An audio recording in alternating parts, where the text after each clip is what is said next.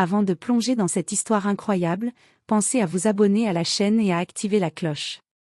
Ici, chaque récit a quelque chose à dire, et vous ne voudrez pas en manquer un seul. Le policier qui pensait être au-dessus des lois, jusqu'à ce qu'il croise la mauvaise femme. Dans la ville tentaculaire de Chicago, où les gratte-ciel percent le ciel grisâtre et où les quartiers populaires luttent quotidiennement pour exister entre pauvreté et espoir, l'agent James Carter incarnait à lui seul la figure du pouvoir policier indiscutable. Chaque coin de rue de Southside, chaque ruelle sombre, connaissait son nom. Il n'était pas qu'un simple policier, c'était une institution. Une présence imposante qui s'imposait sans appel. James avait la quarantaine bien sonnée, mais son visage marqué par des années de confrontation, d'ombre et de combat, était une véritable armure. Ses yeux, d'un bleu perçant, ne laissaient rien passer. Derrière cette froideur apparente se cachait une volonté de fer, un homme forgé par les dures réalités de son environnement. Sa carrure massive, ses larges épaules et sa stature robuste ne faisaient qu'ajouter à cette image de force inébranlable. Il était respecté, c'est vrai, mais aussi redouté. Parmi ses collègues, certains murmuraient qu'il avait parfois dépassé les limites, qu'il imposait ses règles en dehors de tout cadre légal. Dans les quartiers où il patrouillait, les habitants avaient appris à ne pas croiser son chemin. James Carter ne se contentait pas de faire respecter la loi, il incarnait la loi. Sa volonté d'acier ne tolérait aucune opposition. Dans son esprit, la justice ne relevait pas de la procédure ou de la vérité, mais de son jugement personnel. Il n'était pas simplement un gardien de la paix, il se percevait comme le maître incontesté d'un territoire où il n'avait pas l'intention qu'on le défie. Tout écart, tout regard jugé trop audacieux ou toute parole un peu trop libre était une provocation qu'il réprimait sans hésitation. Les rumeurs, nombreuses, circulaient dans la ville, plaintes ignorées, intimidations répétées, excès de pouvoir, arrestations arbitraires. Mais dans ce jeu de pouvoir, personne, ni la justice ni la communauté, n'avait encore réussi à le faire reculer.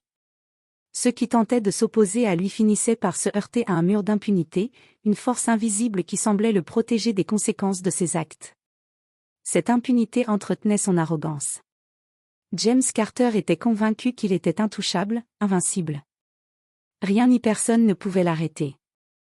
Dans son esprit, il était un juge, un bourreau et un roi dans ce royaume urbain, un homme dont la volonté suffisait à définir la réalité. Mais c'était sans compter sur la rencontre avec Olivia Bennett, la femme qui allait faire vaciller ses certitudes, ébranler son pouvoir et révéler que même le plus fort peut tomber. Par un soir d'hiver, le vent glacial s'insinuait entre les ruelles étroites et mal éclairées de Southside, sifflant comme un murmure menaçant. La neige tombait en flocons légers, déposant une fine pellicule blanche sur les pavés irréguliers, rendant chaque pas presque silencieux. Dans cette atmosphère presque irréelle, la ville semblait suspendue, entre calme et tension. James Carter, assis dans sa voiture de service aux vitres embuées, scrutait la rue devant lui avec une vigilance aiguisée. Son regard perçant balayait chaque ombre, chaque mouvement, prêt à réagir au moindre signe d'anomalie. Sa respiration formait de petites volutes dans l'air froid, son esprit déjà tendu par des années de patrouille nocturne. C'est alors qu'il l'aperçut, une silhouette féminine seule, marchant d'un pas assuré et déterminé. Sa démarche ne trahissait ni peur ni hésitation, même dans ce quartier où la nuit pouvait être dangereuse. Le manteau rouge vif qu'elle portait illuminait presque la pénombre, attirant l'œil comme une flamme dans la nuit. Elle s'appelait Olivia Bennett. À 35 ans, Olivia était une femme au parcours marqué par la lutte et la détermination. Avocate spécialisée dans la défense des droits civiques, elle consacrait ses journées à défendre les opprimés, les familles victimes de discrimination systémique, souvent laissées pour compte dans cette ville divisée. Militante reconnue et respectée, elle portait en elle une force tranquille, une conviction profonde que le changement était possible. Ce soir-là, après une longue journée à plaider pour la justice, elle rentrait chez elle, ses pensées encore hantées par les dossiers qu'elle avait défendus. Le froid mordant ne la gênait pas, elle avançait droit devant, les yeux fixés sur l'horizon de sa rue, prête à retrouver le refuge de son appartement. Mais James Carter ne pouvait tolérer cette silhouette qui détonnait dans son territoire. Pour lui, chaque pas, chaque regard, chaque attitude dans Southside devait être contrôlée, dominée. Il ne supportait pas qu'on puisse ignorer sa présence, encore moins qu'on lui résiste. Sans prévenir, il arrêta sa voiture en crissant des pneus sur la chaussée glacée. La portière claqua avec autorité. James descendit, imposant dans son uniforme sombre, et s'avança vers Olivia avec une froideur tranchante. « Madame » lança-t-il d'une voix sèche et froide, « où allez-vous à cette heure tardive ?» Olivia leva les yeux vers lui, le regard franc, sans une once d'hésitation, sans peur. « Je rentre chez moi, agent Carter » répondit-elle calmement. Mais James ne comptait pas s'arrêter là. Dans sa tête, il avait déjà préparé son plan, un contrôle d'identité, un simple prétexte pour justifier ce qu'il avait envie de faire. Il s'approcha encore, le visage fermé. « Montrez-moi vos papiers » ordonna-t-il. Olivia sortit doucement son portefeuille, consciente de chaque mouvement, mais sans jamais perdre son calme ni sa dignité. Elle obtempéra, sans peur, ni soumission. Cette nuit-là, sous le regard glacial de James Carter, un affrontement invisible commençait. Deux volontés, deux mondes opposés, prêts à s'opposer. La tension monta d'un cran alors que James Carter sentait son contrôle lui échapper. Son visage, habituellement impassible, se crispa sous la frustration de voir son autorité contestée par une simple femme qui ne voulait pas plier face à lui. « Sortez de la rue » ordonna-t-il sèchement, avançant d'un pas menaçant vers Olivia. Elle resta immobile, son regard fixé dans celui de James, imperturbable. Sans plus attendre, il tendit la main vers son sac, déterminé à fouiller, à trouver un quelconque prétexte qui justifierait une arrestation, aussi infondée soit-elle. Il voulait prouver qu'il avait le pouvoir ici, que personne, pas même cette avocate, ne pouvait le défier. « Vous savez que vous ne pouvez pas faire ça sans raison » reprit Olivia, sa voix calme mais ferme résonnant dans l'air glacé de la nuit. James ne supportait pas cette résistance. Sa voix monta d'un ton, à la limite du grondement. « Je suis l'agent Carter. Ici, c'est moi qui décide. Pas vous. » Olivia, sentant l'escalade, sortit son téléphone portable d'une poche intérieure. En un mouvement rapide, elle activa la caméra et pointa l'objectif vers James. « Chaque abus sera enregistré » déclara-t-elle, la voix chargée de conviction. Le claquement sec du téléphone qui s'alluma brisa le silence. C'était une déclaration de guerre contre l'impunité, un acte de défiance qui ne pouvait être ignoré.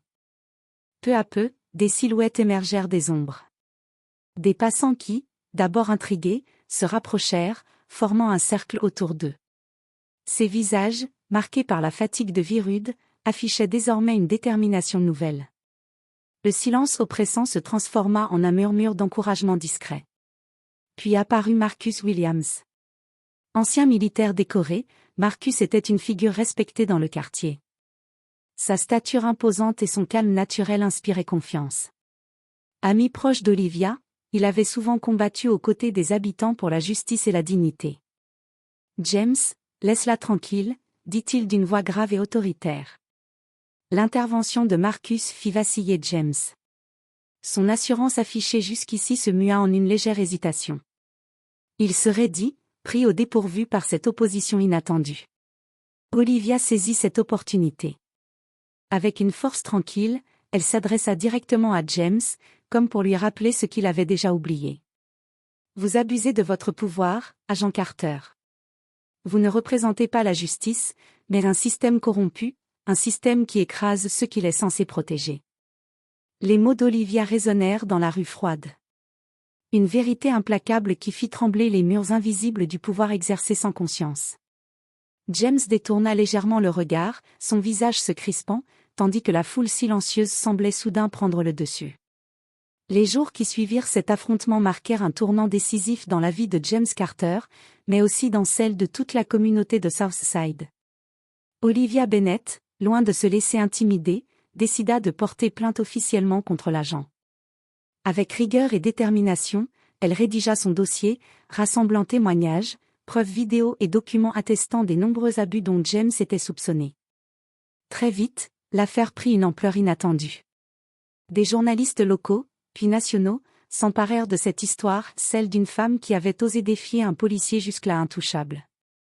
Des reportages furent réalisés, exposant au grand jour les pratiques douteuses de certains agents, et les voix longtemps étouffées des habitants de Southside s'élevèrent enfin.